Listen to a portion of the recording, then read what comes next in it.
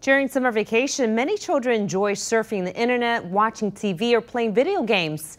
Recently, parents from urban areas have been seeking a different type of education for their children by bringing them to the mountains to learn from indigenous guides. Our Sunday in-depth report.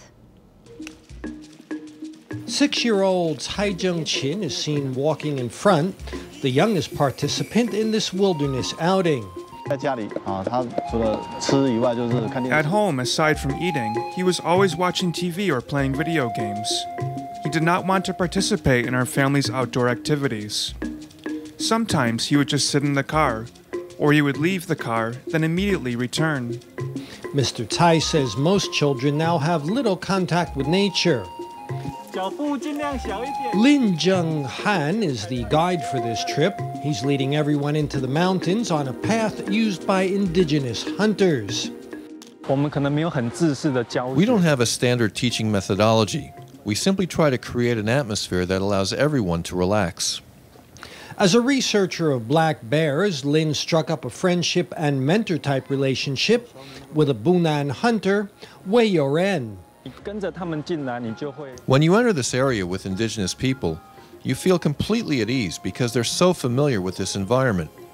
We didn't need to know where we were going or where we needed to go the following day. In the mountains, these children are having many new experiences, such as using a saw and a lighter.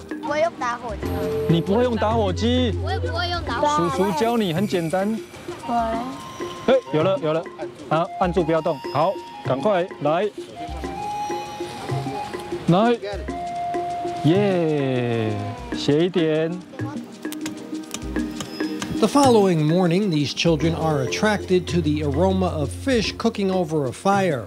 They carefully circle around and watch.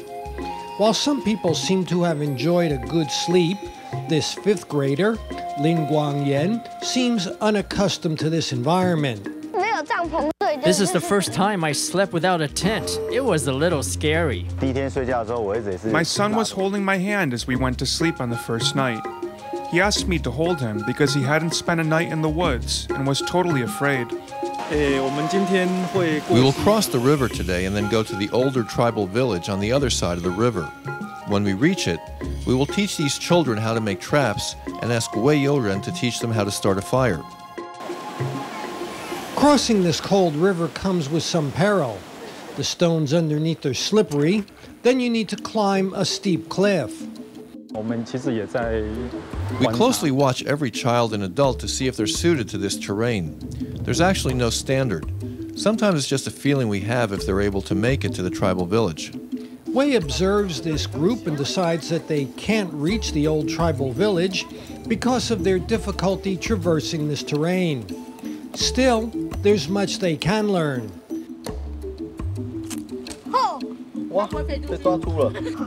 This hunter uses small branches to create a trap, a lesson from nature which doesn't come from a book or a classroom. After getting a drink, they have to make their way to a riverside camp. Soon they learn that going down the mountain can be harder than climbing it. Parents need to let go to allow their children to get a true education.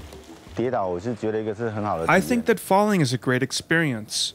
I'm not against him falling because he needs to learn to get back up. Here we see fish are being caught. It's the first time these children are catching their own food, and soon they are cooking it over a fire. The next day calls for another hike along this stream. We need to find a place that is damp to catch earthworms. In order to catch fish, one needs to catch earthworms. With tree branches covering both sides of the river, there is little sunshine. This wet environment is not suitable for climbing. After passing through this flat, wooded area, the children encounter their next challenge. Now these children need to find their own material to create a fire. Tsai Cheng-chin used to stick closely to his parents, but has become a bit more independent. He now plays with another child, Lin Guang-yan. Another child, Yi-meng, shows her mother her newly learned fire-making skills. We can look back and see if there was a different way to learn in the past. Something that is not found in classes or directly related to language, but is found in the senses. In the wild, these children show that they are able to quickly adapt to their environment. Every day he's very excited and asks us where we will go. He seems to be curious about every activity. He's no longer just interested in video games or cartoons. And it's obvious that these children have changed since the first day that they appeared at this wilderness camp.